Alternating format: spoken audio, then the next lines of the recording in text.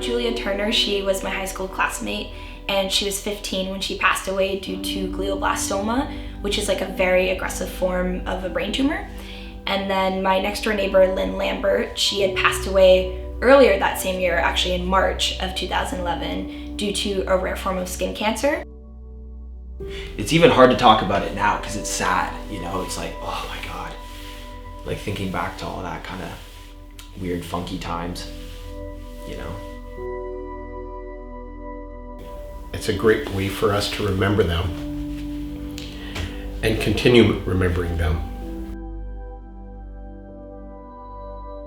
Like I remember picturing it and thinking like, oh, this could be a really cool idea. And it is a way for you to actually do something. Because after a moment like that, like after like a tragedy, you know, you feel kind of helpless. And especially with cancer specifically, you're like, you know what I mean? You don't know how to approach it. You're just like, you know, you feel helpless. There's nothing you can do, right? So losing both of those huge figures in the Welland community was so horrifying. And I just thought, what do I do to give back to these two people that meant so much to not only myself, but everybody else in Welland as well.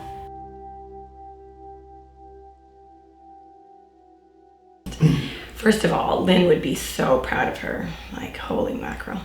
And Julia'd be like, oh, Mads, so happy you're doing this. Like, it's like, and neither of them would be pompous about it. They'd both be like, yeah, this is really cool. You're letting other people talk about something and share something that's so ridiculously sad, yet we can do this and feel like maybe we're making a difference. And the idea of communication, everybody's talking about it, we're so supported.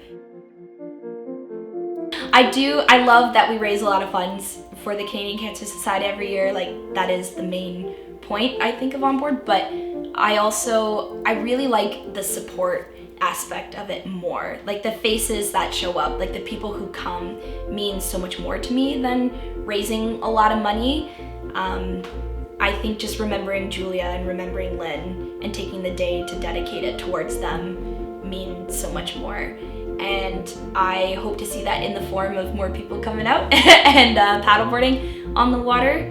Last year we had 89 paddleboarders on the water, which was definitely record-breaking. I did not think we would ever have that many. And so I think for year 6, I would love to see at least 100, maybe. I think we could do 10 more people, 11 more people, but yeah.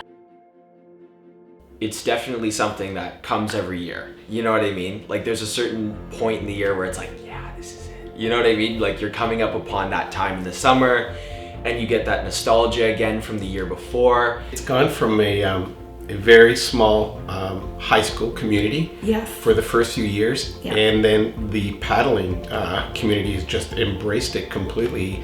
Last year we had close to 100 paddlers registered, and it's broadened more people and their awareness to her fundraiser, and it's just been a great response. Mm-hmm. We've raised just over $30,000 in the past 5 years. Yeah.